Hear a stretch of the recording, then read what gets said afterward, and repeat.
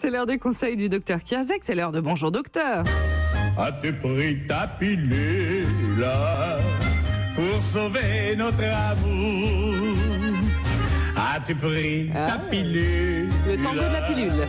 Émile Lambert, ça vous plaît, hein?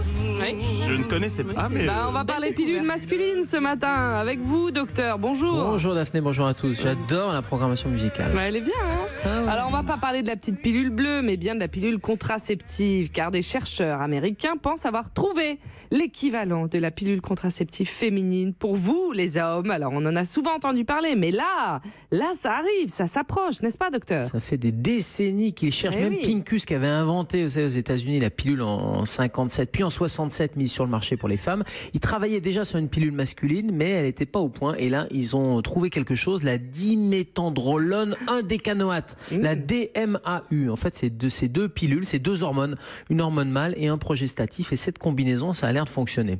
Bon, donc on nous en parle chaque année, mais là, a priori, ça a l'air d'être mis au point. Oui, il y a une efficacité qui est sans précédent. Alors, c'est une combinaison de deux hormones. Et alors, attendez, il faut que ça soit à 100% quand même, parce que la pilule... Ouais, mais alors, c'est jamais, Ariel, c'est jamais à 100%. De toute façon, la contraception, c'est jamais à 100%. Ouais, on est pas mal là, en termes d'efficacité et surtout en termes de diminution des effets secondaires. Parce qu'à chaque fois, vous savez, c'est une balance bénéfice-risque, un peu comme les médicaments. Bah là, le bénéfice, l'efficacité, ça fonctionne. Et les effets secondaires, ils sont mineurs parce que c'était un peu le problème, notamment avec la contraception hormonale chez les hommes quand on leur filait de la testostérone, mais il y avait des effets secondaires notamment au niveau du foie, vous voyez, ça mettait de la graisse, enfin, il y avait des effets secondaires au niveau hépatique et cardiaque qui étaient pas super. Et cette étude là sur 100 hommes âgés de 18 à 50 ans, elle a l'air d'avoir une bonne efficacité. Mais alors comment ça marche sur les spermatozoïdes par exemple?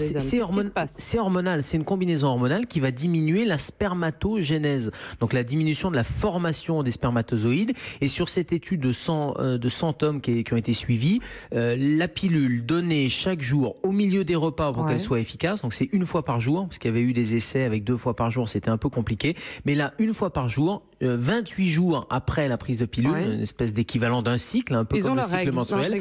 Non, ils n'ont pas leurs règles, mais ils n'étaient plus en capacité de procréer. Bref, donc avec une pilule une fois par jour, comme les femmes, au bout d'un mois, on avait une efficacité. Mais c'est-à-dire que dans leur sperme, il n'y a plus de spermatozoïdes. Il y a moins de spermatozoïdes ou moins de capacité de ces spermatozoïdes, et c'est un peu ce qui est valable avec les contraceptions hormonales. Il y avait eu des essais, il y avait une autre étude là qui avait un peu fait la une des journaux. C'était chez le macaque, c'était pas chez l'homme. C'était des travaux qui testaient une autre forme de pilule. C'était sous forme intraveineuse et ça diminuait là aussi la mobilité des spermatozoïdes. Bref, les spermatozoïdes sont plus capables d'aller bouger et d'aller féconder. Non mais attendez, parce que vous avez quand même mis une petite disquette. L'homme n'a pas de cycle avec ses spermatozoïdes. Non, il n'a pas de cycle, mais il se trouve qu'au bout de 28 jours, voilà, sur cette étude, la méthodologie montrait qu'il fallait un certain temps. En fait, il y a toujours un délai. C'est drôle que les hommes commencent à avoir peur. C'est une contraception retard. Mais Ariel, votre réflexion, elle est assez symptomatique parce que c'est pas très accepté que les hommes puissent maîtriser la contraception, aussi bien côté masculin où effectivement il y a une espèce de peur, mais côté féminin aussi en disant nous on a envie de garder le contrôle. Donc toutes les études, non pas médicales mais sociologiques ou psychologiques, montrent qu'il y a des réticences des deux côtés. Donc l'acceptabilité, il y a un problème technique bien sûr qui est en train de résoudre ce problème technique, médical, scientifique, mais il y a un problème aussi psychologique et cette acceptabilité, c'est pas évident des deux côtés. Oui, puis il y a un côté culturel aussi où l'homme a besoin de ne pas se sentir entre guillemets impuissanté par quelque chose. Et il y a des effets secondaires quand même sur cette pilule. Il y a des prises de poids, un peu de baisse de libido. C'est ce qui freine généralement, alors que chez la femme c'est déjà le cas.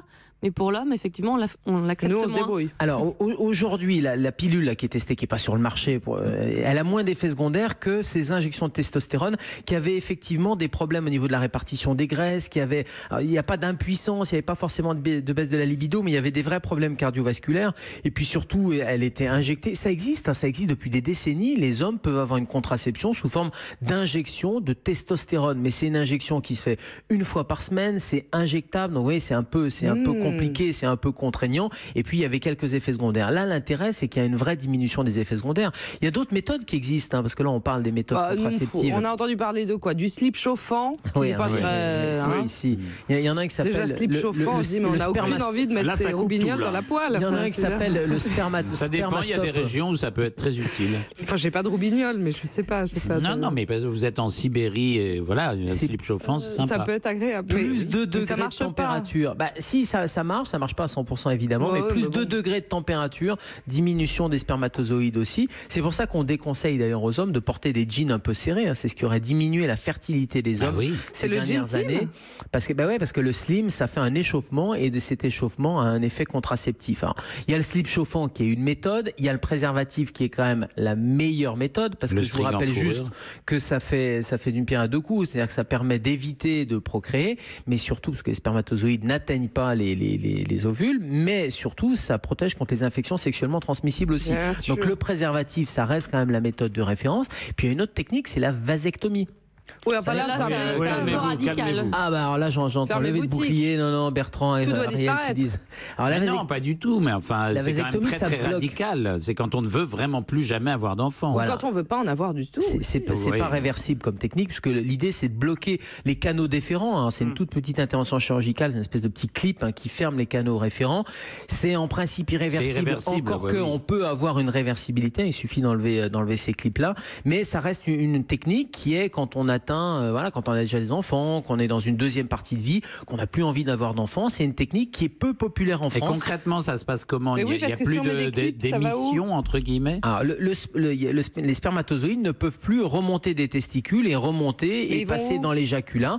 Alors, on est bien fait quand même, parce qu'on a un système de rétrocontrôle, et donc à force de produire des spermatozoïdes qui ne sont plus évacués, eh bien, il y a un rétrocontrôle négatif pour diminuer la production des spermatozoïdes. Donc, l'organisme est plutôt bien fait sur ce plan-là. C'est une méthode qui est peu populaire en France, alors que dans d'autres pays, elle est très populaire. Donc ça fonctionne ailleurs. Bon, c'est beaucoup plus clair. Merci beaucoup, docteur. On vous retrouve demain.